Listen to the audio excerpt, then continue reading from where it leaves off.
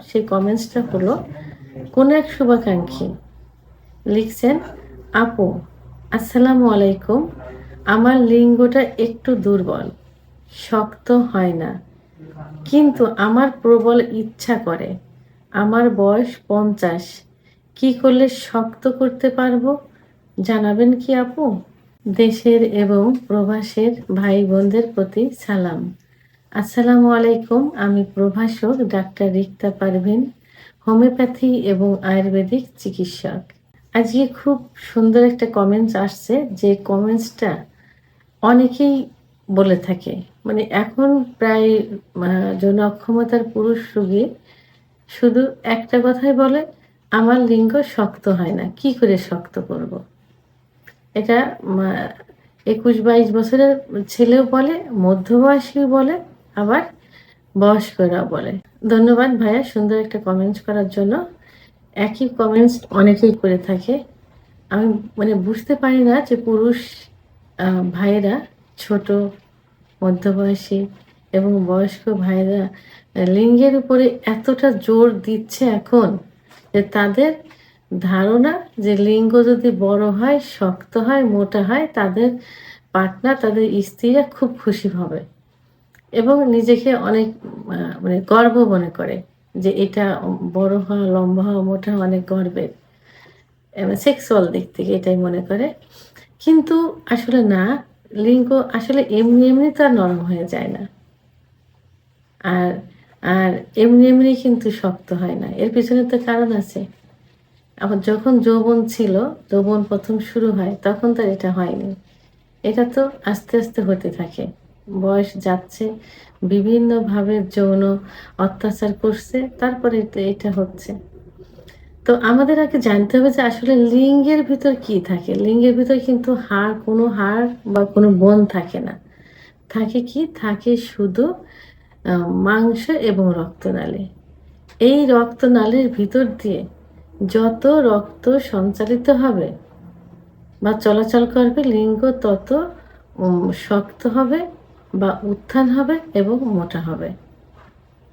তো যখন সেক্সের ইচ্ছা হয়, সেক্সের ইচ্ছাটা হয় কিন্তু নার্ভের থেকে, ব্রেনের থেকে।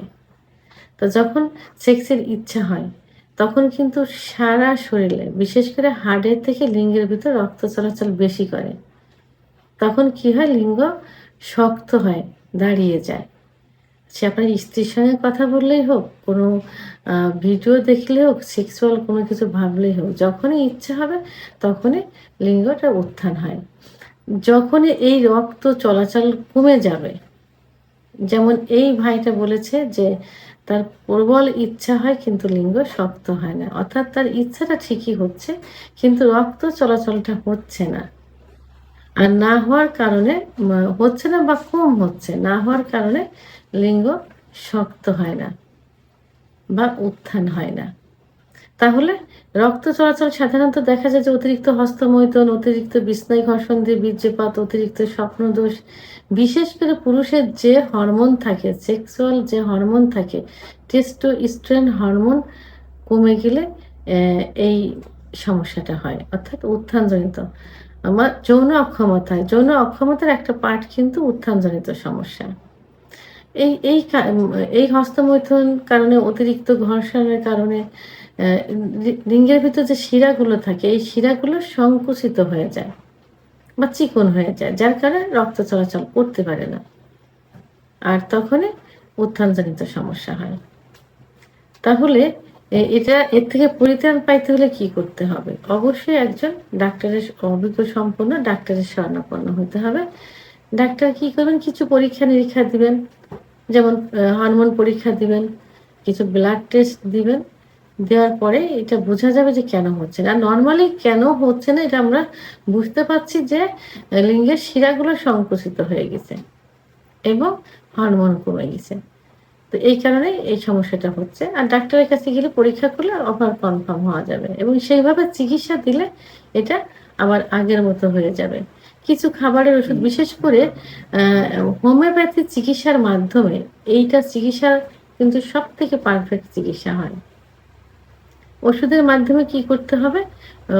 শিরাগুলো প্রসারিত হয়ে যাবে, হরমোন বৃদ্ধি পেয়ে যাবে। কিছু খাবারের ওষুধ এবং কিছু ব্যবহারের ওষুধ যেটা গরম পানির ভিতর দিয়ে সেঁক দিতে হবে অথবা হালকা ম্যাসাজ দিতে হবে। দিলে কি হবে? শিরাগুলো আবার প্রসারিত হবে। লিঙ্গের ভিতর দিয়ে রক্ত চলাচল শুরু হবে অর্থাৎ রক্ত সঞ্চালন শুরু হবে। তখনই এই উত্থানজনিত সমস্যার সমাধান হয়ে যাবে। এইজন্য কখনোই ওইভাবে বলা যাবে না। এটাকে খুব মানে নরমাল ভাবা যাবে না যে শক্ত হয় না, কি করে শক্ত করব। এটা কোনো মেডিকেল ভাষা হলো না। মানে কেন এই সমস্যা হচ্ছে, কিভাবে সমাধান করা যায়। তো ভিডিওটি সম্পর্কে যদি কোনো মতামত থেকে থাকে অবশ্যই কমেন্টস এর মাধ্যমে জানাবেন। আর ভিডিওটি ভালো লাগলে লাইক, কমেন্ট, সাবস্ক্রাইব করে আমার সঙ্গে থাকুন। আল্লাহ হাফেজ।